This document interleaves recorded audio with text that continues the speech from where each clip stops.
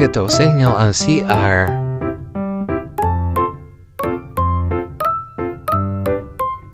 Ito din sa mga babae.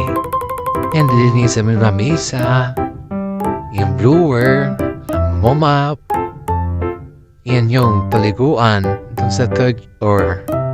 Paliguan ng mga babae. 10. Pwedeng maligo dyan. Tapos dito naman, yung bowl. 4. Saka yan, wala ding salamin. Linisan ko din yan.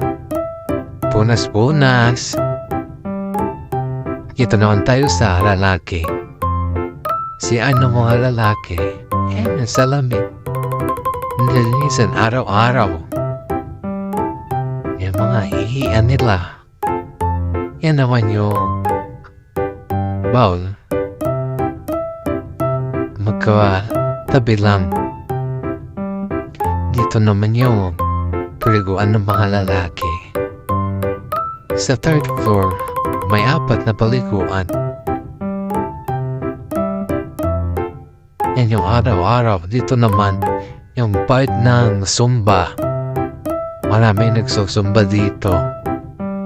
Maluwang yan. Linisan ko din. Tapos ito naman yung bicycle. Yung part ng bicycle naman dito sa kabila. Instructor bicycle. As dito naman, ayan, magbitin-bitin sila dyan. Iwan ko kung anong binibitin-bitin yung katawan. Tapos ito naman yung swimming pool. Yan lang yung swimming pool kalaki. Tapos ito yung gym. Di ko kasi papuntahan doon kasi magagalit sila.